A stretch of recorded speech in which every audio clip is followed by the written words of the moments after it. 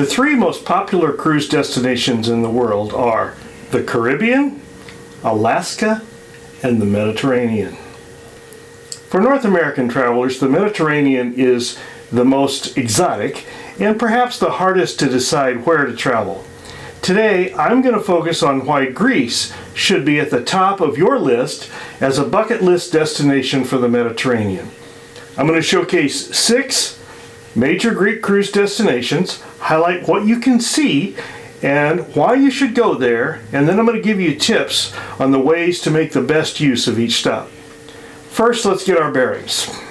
The Mediterranean borders 3 continents: Europe to the north, Asia to the east, Africa to the south. The major cruise destinations are Spain, France, Italy, Croatia, Greece, and Turkey.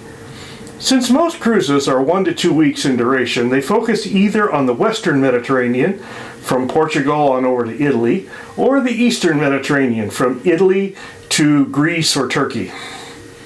Greece is situated in the northeast corner of the Mediterranean and is the perfect place to visit by cruise ship. Why? Because although it's connected to mainland Europe, Greece is an island country with more than 160 inhabited islands. For the purpose of this video, I'm going to focus on what you can see from 6 of the most popular Greek cruise ports: Athens, Mykonos, Santorini, Crete, Rhodes, and Corfu. All are wonderful, but my goal here is to help you pick the ones that you might enjoy the most. We've been to most of these at least twice, and I will offer suggestions for how to figure out which ones you would like. To keep things moving, I'll first run through what you can see from each of the sites. Then I'll go back through with some specific tips about how to see the most with the least hassle. Let's get one thing out of the way before anything else. In all 6 of these locations, you will have no language issue if you speak English. Virtually everyone will speak English well, and tourists are welcome with open arms. Let's start with Athens. Here's some quick facts about Athens.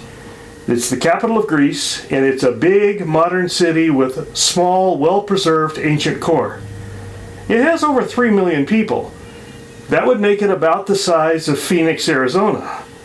But it uses 3% of the land area of Phoenix. The city's almost completely a sea of white multi-story buildings, with the ancient section a sea of green at the center, as you can see from this picture taken from Lycabettus Hill, the highest point in central Athens.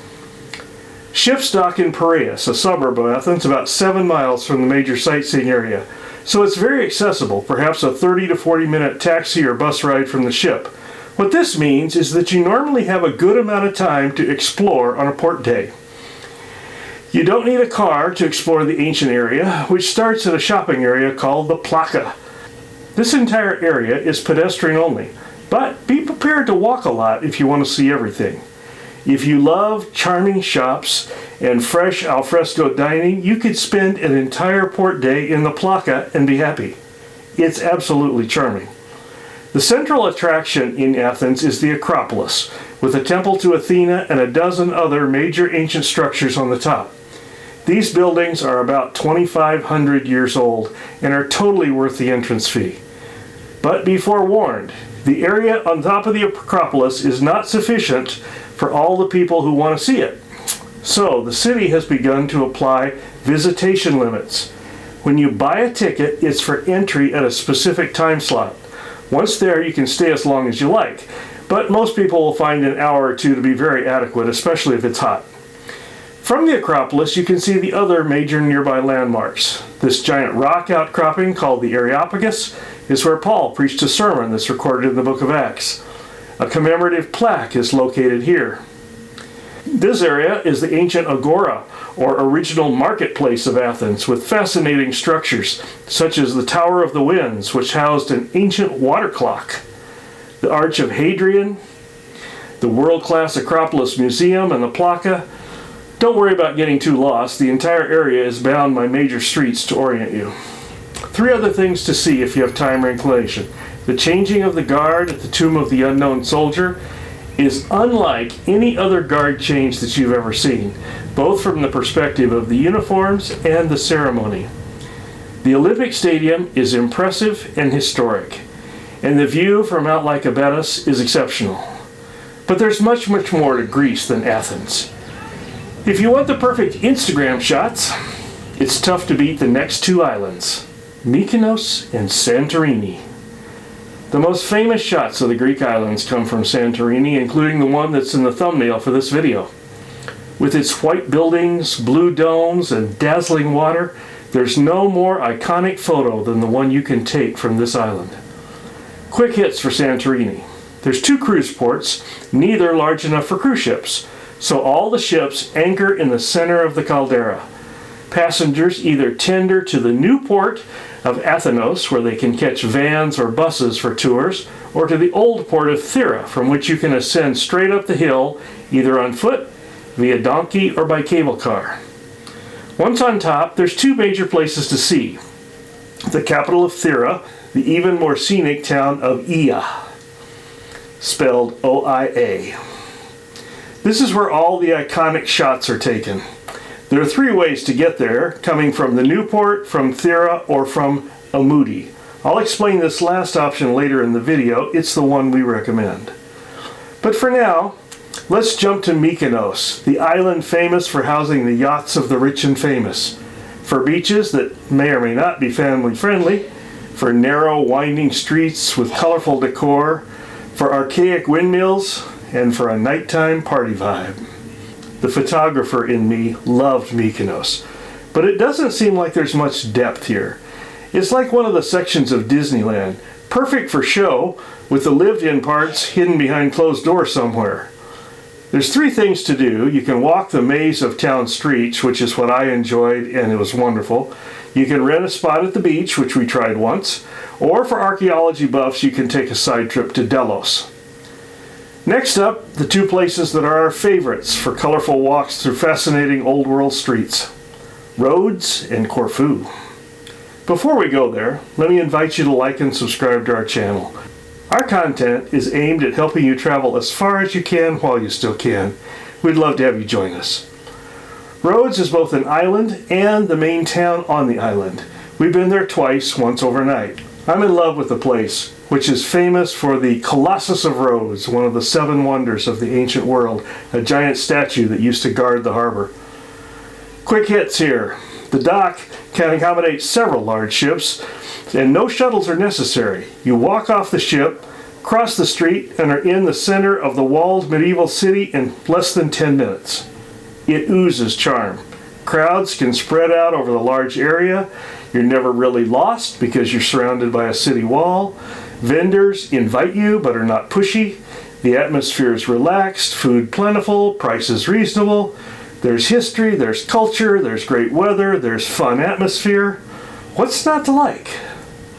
Corfu is similar, equally quaint, but a little more modern. So many interesting things to explore with some history and culture if you want it, but a very laid-back vibe.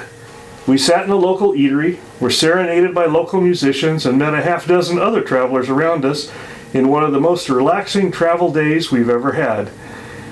We would love to go back to Corfu. Our final Greek stop is the island of Crete. This is the largest Greek island. Ships may stop at Heraklion, but for us, the stops have always been at Souda Bay, about a 4-mile shuttle ride from Chania, one of the most charming port towns we have ever seen. Our eyes always light up when we see this on the itinerary. Picturesque churches, a stunning harbor with more outdoor seating than you ever thought possible, horse-drawn carriages, street musicians, quaint streets to explore. There are few more charming ways to spend a day. Okay, so are you ready to go to Greece? Here's my checklist. 1. You want history that no place in the Western world can match? Go to Athens. If you can, arrange a stay there either before or after, and take a day trip to ancient Corinth in the south or Delphi to the north. You can also go up to Rhodes and take an excursion to the Acropolis of Lindos. Same type of ruins, but with fantastic sea views. You want the best photos? Go to Santorini. Don't take the buses, take the tender to the old port, and either take the cable car to Thera, up the hill, or take a boat around to the tip of the island to Amudi. From there, take a small shuttle bus to Ia, then Thera, and cable car back down. The shuttle boat operator sells this as a package deal. It works great. Next, want the best beach? Go to Mykonos. Take a taxi to a beach, rent a recliner. Warning, several beaches have clothing optional sections, or at least bikini top optional. Research before you go. Number 4, want the best day ever exploring a medieval town? Go to Rhodes. Take your camera.